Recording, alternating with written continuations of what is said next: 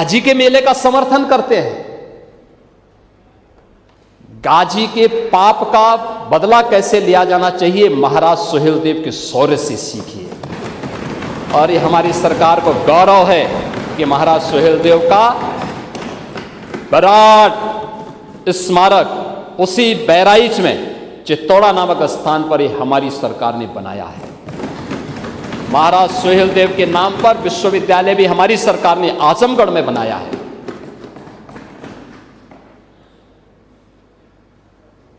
अब अभी संजय निषाद की बात कर रहे थे।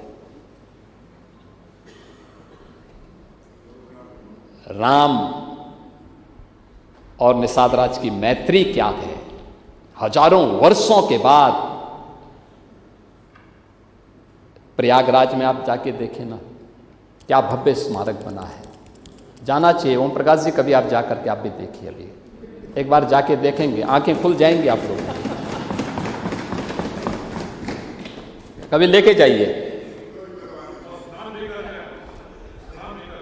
हाँ, स्नान तो करेंगे। उस संजय निषाद के साथ जाएंगे तो खाएंगे भी और स्नान भी करेंगे। आप लोगों के नेता तो दुर्योधन की प्रतिमा लगाने की बात करते हैं।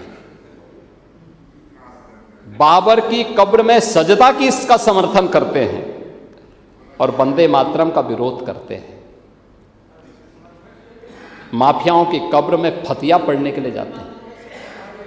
हाँ, करते हैं, कर रहे हैं। आपकी पार्टी के नेता सब बोल रहे हैं। संसद में भी देखो ना, सभी नेता बोल रहे हैं, कांग्रेस के भी और सपा के भी बोल रहे हैं। कह रहे हैं कि वंदे मातरम नहीं गाएंगे, हिंदुस्तान का खाएंगे। आपकी पार्टी के नेताओं ने कहा है, आपकी पार्टी के नेताओं ने कहा कि वंदे मातरम नहीं गाएंगे। हाँ, समाजवादी पार्टी के भी एक सांसद ने कहा है और कांग्रेस के भी एक सांसद ने कहा है।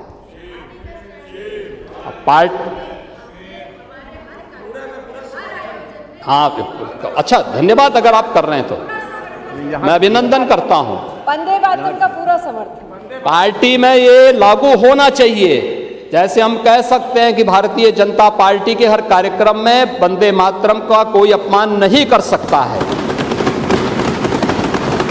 ऐसे कांग्रेस को भी डंके की चोट पे कहना चाहिए। और जो व्यक्ति वंदे मातरम का विरोध करता है, कान पकड़ करके उसको धक्का देकर के बाहर करना चाहिए। समाजवादी पार्टी को भी इस बात की घोषणा करनी चाहिए कि राष्ट्रगीत जिसको 150 वर्ष हो रहे हैं, वंदे मातरम का जो विरोध करेगा वो वहीं जाए जहां पर उसको ये विरोध के स्वर दिखाई देते हों। हिंदुस्तान की धरती पे तो नहीं उसको रहने का कोई अधिकार मिलना चाहिए। और मुझे लगता है हर उस भारतीय को इसका वो करना चाहिए। माफियाओं की कब्र में फतिया पढ़े जाते हैं। कौन लोग थे वो?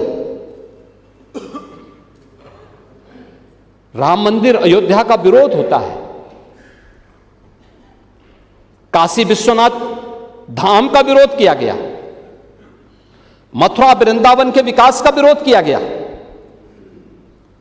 तुष्टीकरण की पराकाष्ठा किस हद तक जन्माष्टमी के पर्वों को थाने और जेलों में रोक दिया गया। एक ही तो पर्व था जो जेल में मनाया जाता था, समाजवादी पार्टी के समय में उस पर रोक लगा दी गई। कावड़ यात्रा को रोकी जाती है। कावड़ यात्रा में समाज का अंतिम पायदान पर बैठा हुआ व्यक्ति जाता है। शिव की बारात बोली जाती है। शिव की बारात का मतलब बिना भेदभाव के हर समाज का व्यक्ति जाएगा। वह कावड़ यात्रा पे आप लोगों ने रोक लगाई थी, कहा दंगा हो जाएगा, यही बोलते थे। अयोध्या की 84 कोसी परिक्रमा को इन्होंने रोका था।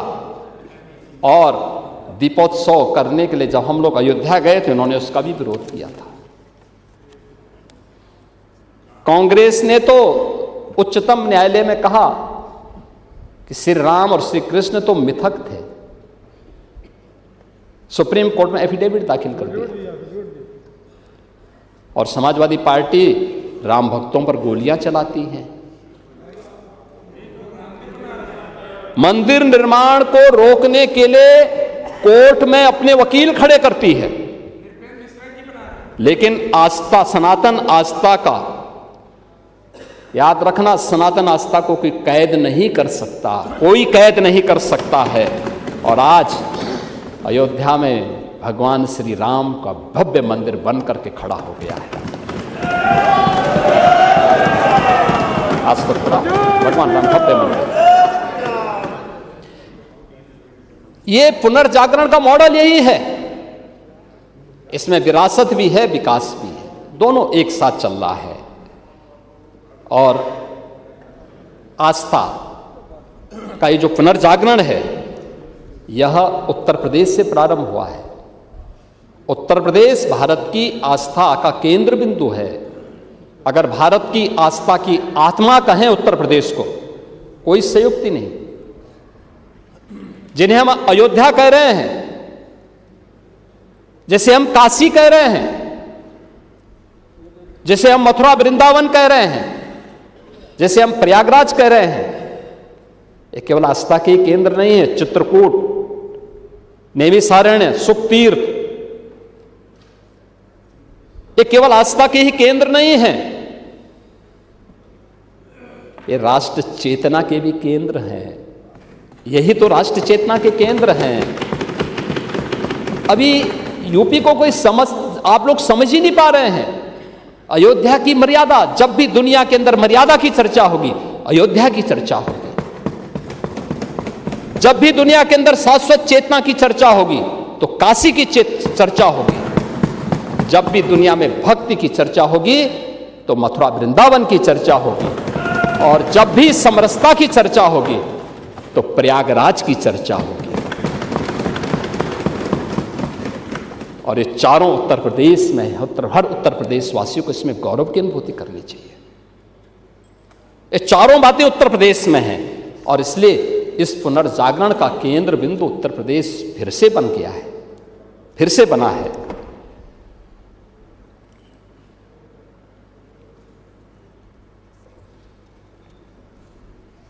यही तो गुलामी से मुक्ति का एक मार्ग है, और इसी से मुक्त करने की दिशा में आज हम मजबूती के साथ आगे बढ़े हैं।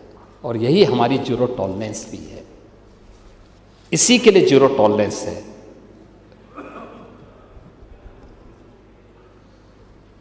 आज प्रयाग हो, काशी हो, मथुरा हो, वृंदावन हो, विंध्याचल हो, चित्रकूट हो, सुखतीर्थ हो, संबल हो, बरेली हो, नैमिषारण्य हो, यानी ये जितने भी तीर्थ स्थल हैं, बौद्ध तीर्थ स्थल हो, जैनी तीर्थ स्थल हो, सिख तीर्थ स्थल हो, या जो भी पौराणिक महत्व से जुड़े हुए, ऐतिहासिक महत्व से जुड़े हुए तीर्थ स्थल हैं, इन तीर्थ स्थलों को आस्था के साथ, राष्ट्रीय चेतना के साथ जोड़ने का जो काम किया गया है, आज उसके परिणाम आए हैं। करोड़ों की संख्या में आज वहां पे श्रद्धालु आता है।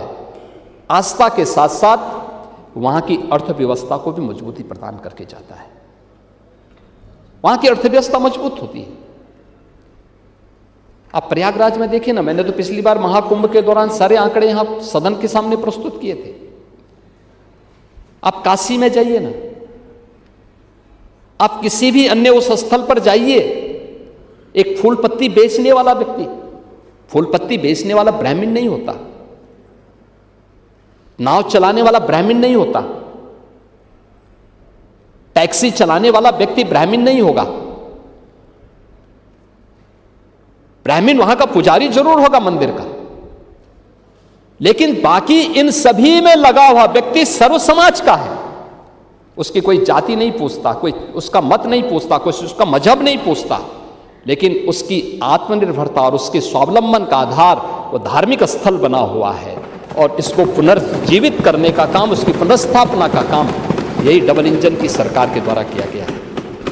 और इसी कार्य को आगे बढ़ाने का कार्य, इसी को हम आगे बढ़ा रहे हैं। आज दीपोत्सव हो या देव दीपावली, रंगोत्सव अभी केवल आयोजन नहीं है, यह आज आत्म गौरव के महापर्व बन गए हैं। जब हम दीपोत्सव का आयोजन करते हैं, मेरे मन में आशंका थी जब पहला दीपोत्सव अयोध्या में 2017 में हम लोग करने के लिए गए थे, पता नहीं कैसे होगा, क्या होगा। यही आशंका देव दीपावली के अवसर पर भी प्रयागराज काशी में थी, और यही आशंका रंगोत्सव के अवसर पर। लेकिन क्या सफलता, आज करोड़ों की संख्या में लोग